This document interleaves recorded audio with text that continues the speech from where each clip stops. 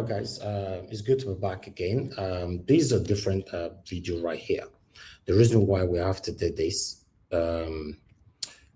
is to see how we can have this kind of method, or rather, this kind of process in terms of investigation in our own country, Nigeria. We're going to talk about the newly elected president in Ghana. You know, his name is John Mahama. He was the former president of Ghana before, in case some of you don't know who is John Mahama. You know, John Dramani Mahama. You know, I don't need to talk about his age because I'm reading right now from Wikipedia. You know, he's a Ghanaian politician. He's the current president-elect of Ghana, having won the 2024 Ghanaian general election. He will be inaugurated as the president of Ghana on 7th January 2025.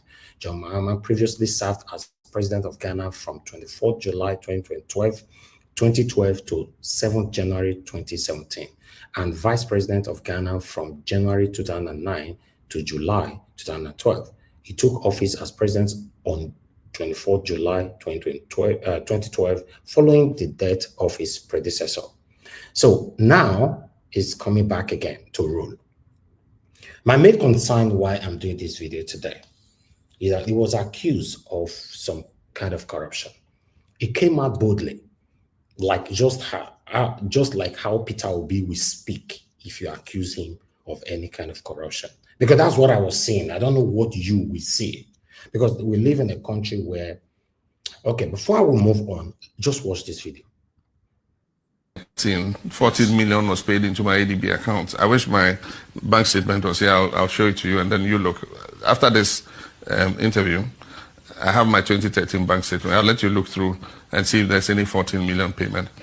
The only payment that was made to me by government, accountant general, was my salary arrears of 230,000 cedis. That's all. In 2013. I'll show you that bank statement. No ex gratia or... No ex gratia. I was paid 230,000 as salary arrears in 2013. And I can call a group of you journalists. I'll show it to you first. And later, if you want, we can call a group of you journalists. Of course, I don't want to publish my bank statement, but I can put it before you and you look through all the payments and see if there's a 14 million CD payment. I didn't receive any such payment. And he also says that I receive privileges and perks since I left office in 2017, worth 15 million CDs. That is absolutely untrue. I receive only my monthly pension, like President Kufuor, President Rawlings was receiving until he died. That's all I get. The state does not pay my electricity bill. As we sit here, these lights, I pay the bill monthly. The state does not pay. He says they pay my electricity bill. It's not true. I pay the electricity bill for my house and my office. I pay the water bill for my house and my office. I live in my own accommodation, so the state does not pay me anything for accommodation. They haven't given me... Wow. When I hear that one, this is one of the things I talk about. When are we going to have a president-elect questioned like this? Or rather, a former president, you know, who just left office, questioned publicly, not the one with the ESCC they do. We don't see it. They only come to publicize article, oh, this person have been investigated. For example, Yaya Bello, all the investigation they did in Yaya Bello are 80 to 100 billion naira theft, allegedly. You know, we didn't see anything. Everything was hidden. We don't know. We needed to watch it live, see his body language, his facial expression, and all that. Why they're asking him these questions? It's just like you can see the Ghanaian president-elect John Mahama. They're asking him of the 40 million naira allegedly paid into his account, corruption. He said, no, there's nothing like that. And you know, many times they've accused Peter Obi during the time of 2023 presidential election. Peter Obi debunked so many things on air. Even when Peter Obi went on so many live stream and all that, the citizens were asking him some of these questions. So when are we going to have the privilege to ask our leaders questions directly like this? A president-elect, now they ask questions like this. So, although Dele Momodu did not post that video, so I got it this morning. I thought I should bring it here. But I would like also to listen to what Dele Momodu have to say concerning the election and how he emerged as the president-elect in Ghana. Let's listen to this quickly. Story of the day.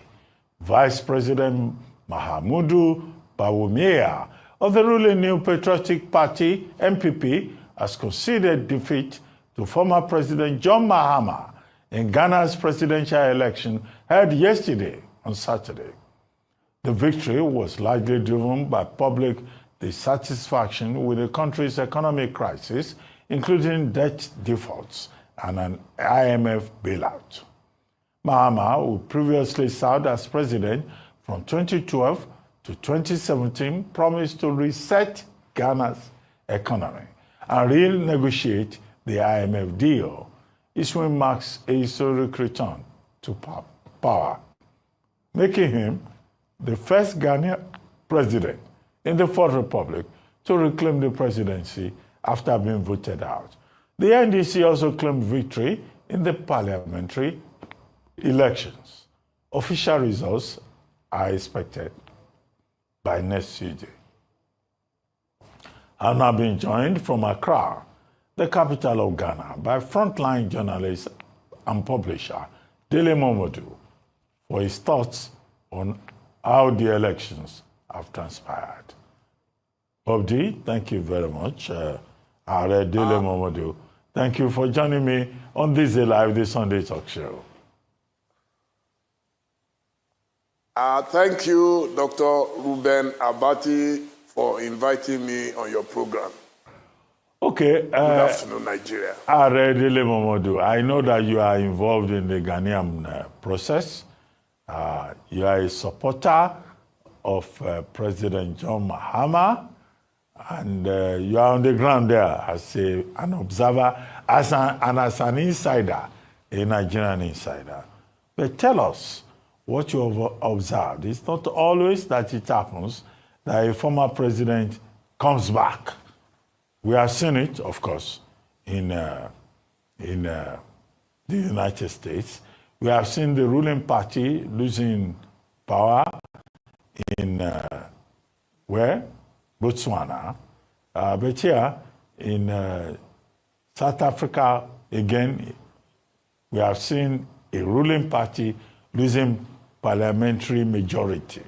But here in Ghana, by some people to slow down the process. In fact, I started hearing something like they were using fax machine to send. That, for me, was a minus.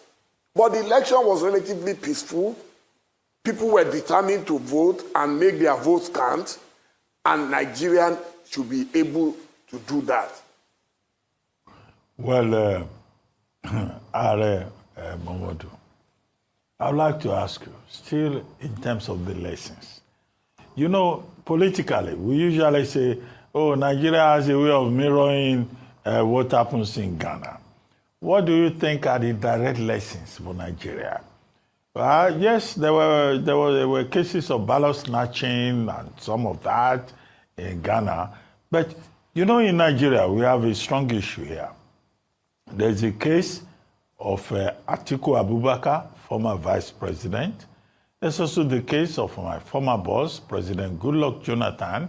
Do you think that certain political elements in Nigeria will be interested and say, well, this is a signal that we can also do it in Nigeria and get Asiwaju Bola Ahmed Tinubu removed in 2027?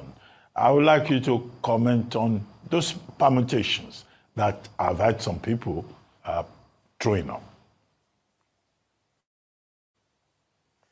Well, as a Democrat, I always advocate that anyone can exercise his right of contesting the presidential election or any post for that matter.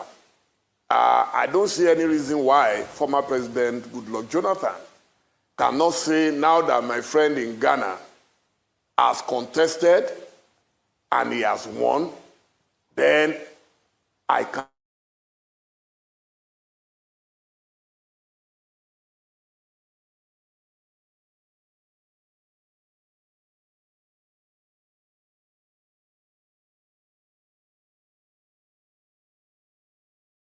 I'm not sure about that, but that will be an answer for him and his handlers to answer. To take on a man like Tinubu would take more than ordinary courage.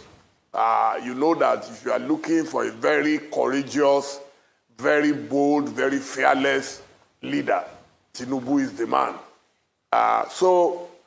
And that is why you will see that a lot of people are still promoting Alhaji Atiku Abubakar, because they believe he's the only one who has the capacity, the boldness, the courage, the exposure, the experience, you know, to take on an Asiwaju. They know themselves very well. Once upon a time, they were in some parties together. And so, I don't know, but that is left to President Goodluck Jonathan or former Vice President Alhaji. Okay, I also asked about President Jonathan. What do you think about the President Jonathan option? People are saying, well, President Jonathan should follow the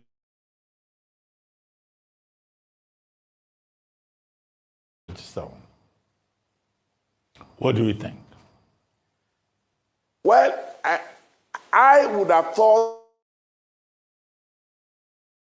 him, and I did visit him at a point in his office in Abuja, but obviously he wasn't interested in taking on President Muhammadu Buhari.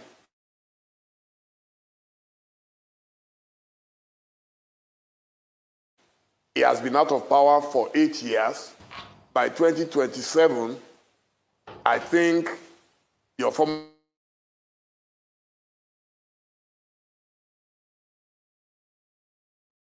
in 2015. So in 2027, that will be 12 years. I'm not sure if he will be able to rekindle, would not have forgotten some of the good things that he did. But like I said, if he has the courage, why not? I'm sure he has more than enough supporters who would encourage him, who may fund him. People see him as a generally good man, a peaceful man. So it's up to him. But immediacy and the capacity to take on a Tinubu, I believe in the principles of Isaac Newton, that action and reactions are always equal and opposite. And what that means is that it will be difficult for a southerner to compete against an incumbent southern president who is already in power. So if you are going to face him, you will have to.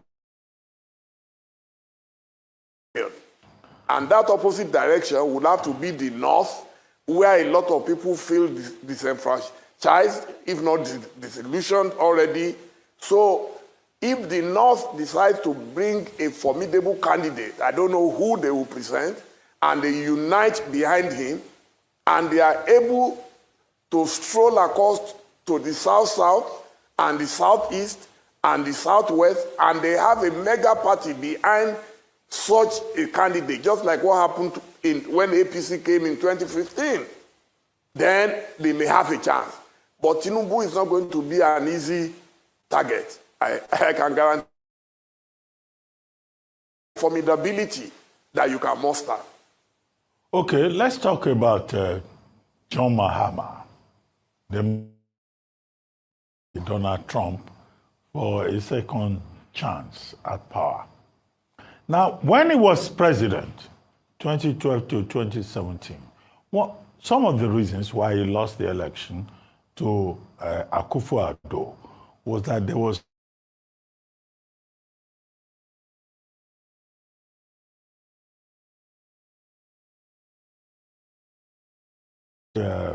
blackouts and all that, and that he could not manage the economy. Those are gone away 5 years later. And now he's coming back to address those same problems. Now, Bawumia has admitted that Ghana needs change. Can President John Mahama coming back ensure that change, or he will be demystified? These are the issues. The same issues he left behind, he's coming to confront them. And who is he? What kind of man is he? Does he have what it takes? Well, there is a saying that when a woman has not tried two husbands, she might not be better. They complained about President Mahama, and what they complained about at that time,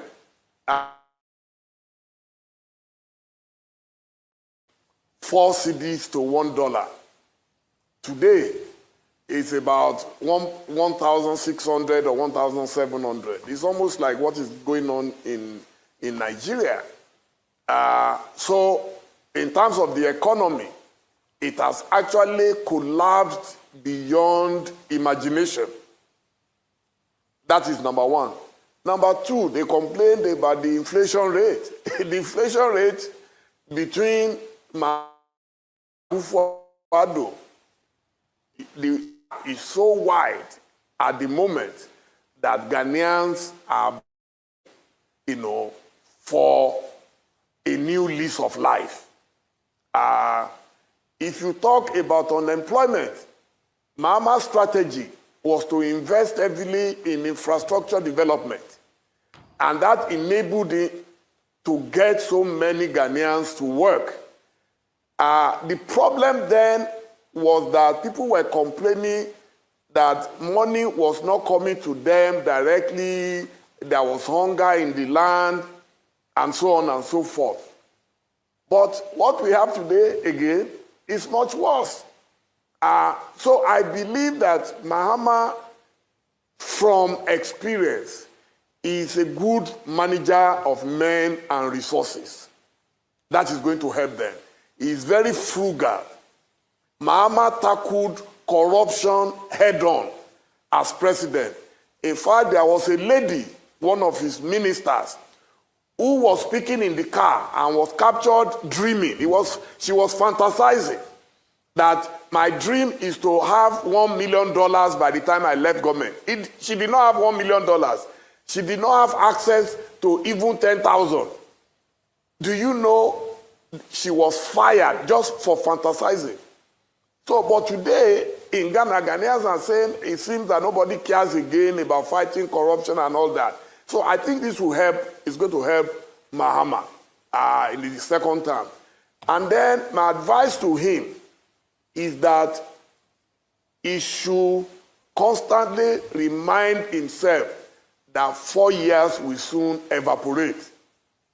Any leader who does not know about the importance of time, the time factor, will fail.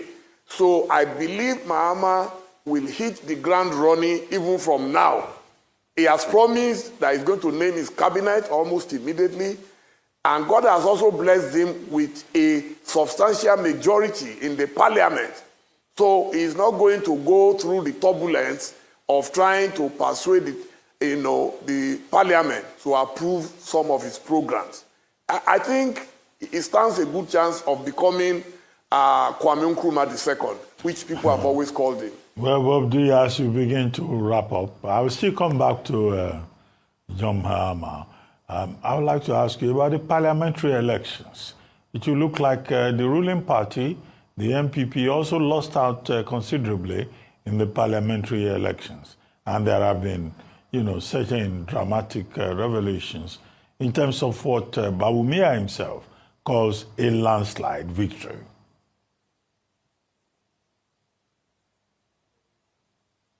Yeah, the ruling party MPP lost out in a blistering attack on their constituencies by the opposition. In fact, I listened to some analysts here and they said it's unprecedented. By the time they finish counting, it is likely that the NDC would have 2/3 majority in the parliament, and that would be very huge. The ruling party lost out in a lot of constituencies where they have never lost election in the history of Ghana.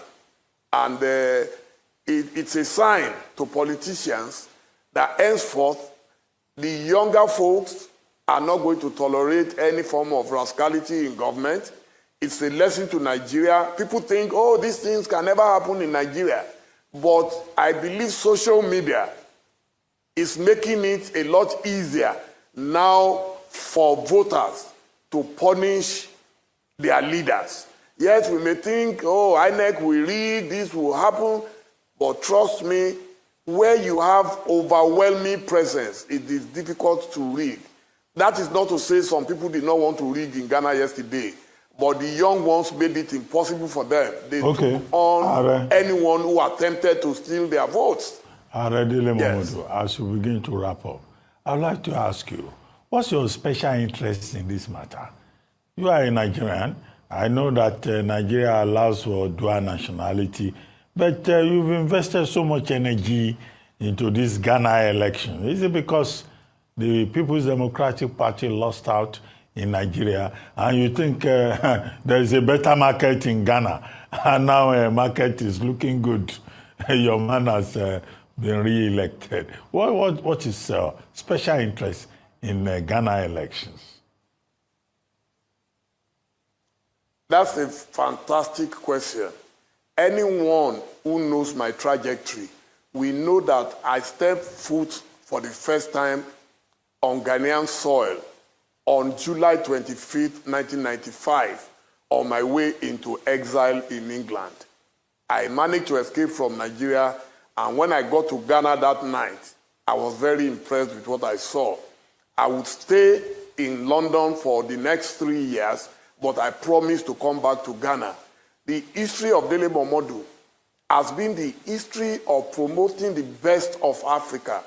I'm a Pan-Africanist who was influenced by the Osagyefo, Dr. Kwame Nkrumah. I read all his books as an undergraduate student in Ife.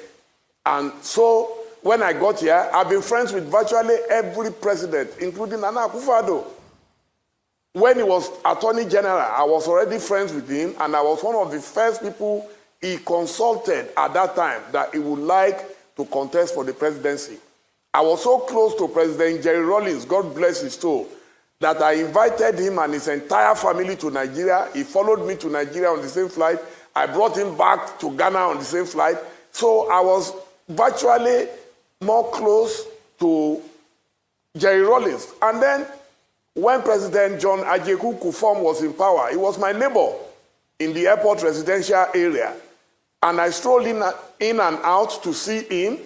The day he did his re-election, just like the one Mahama did yesterday, Segun Adeniyi was in Ghana and some journalists.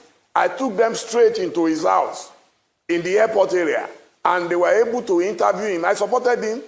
His minister, Jake Obeshebi Lamte, of blessed memory, we partnered with Ovation, and today the tourists going to Ghana, it was the work we did with them in that partnership where we made sure that Nigerians saw the beautiful side of Ghana and they started coming to Ghana.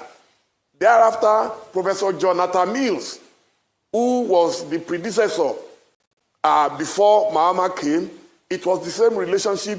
Don't forget, he used to come to church in Nigeria, Pastor T.B. Joshua's church, the Synagogue of All Nations. We were very close to that government, and Mahama was vice president. But I got closer to Mahama in 2016 because he was interested in Ovation, giving him serious publicity. We specialized in pictorial stories. We took pictures of all his projects, and that was how Ghanaians, in fact, they thought those things were photoshopped.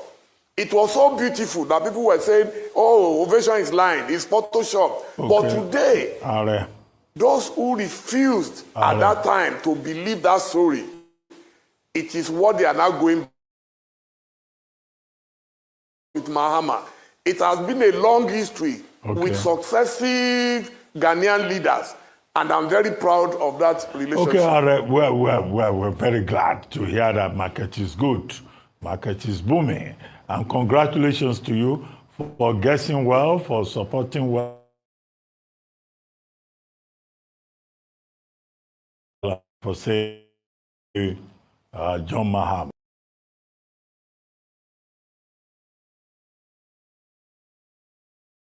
To my ADB account. I wish my bank statement was here. I'll show it to you when you look.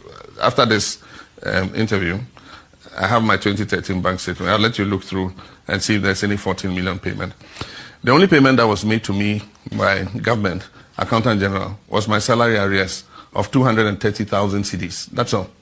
In 2013. I'll show you that bank statement. No ex gratia or... No ex gratia. I was paid 230,000 as salary arrears in 2013. And I can call a group of you journalists. I'll show it to you first. And later, if you want, we can call a group of you journalists. Of course, I don't want to publish my bank statement, but I can put it before you and you look through all the payments and see if there's a 14 million CD payment. I didn't receive any such payment. And he also says that I receive privileges and perks since I left office in 2017, worth 15 million CDs. That is absolutely untrue. I receive only my monthly pension, like President Kufuor, President Rawlings was receiving until he died. That's all I get. The state does not pay my electricity bill. As we sit here, these lights, I pay the bill monthly. The state does not pay. He says they pay my electricity bill. It's not true. I pay the electricity bill for my house and my office. I pay the water bill for my house and my office. I live in my own accommodation, so the state does not pay me anything for accommodation. They haven't given me... All right, guys, thank you very much for your time with us on this particular one. It's just a video that I thought I should bring here for us to know how we can replicate this in our own country.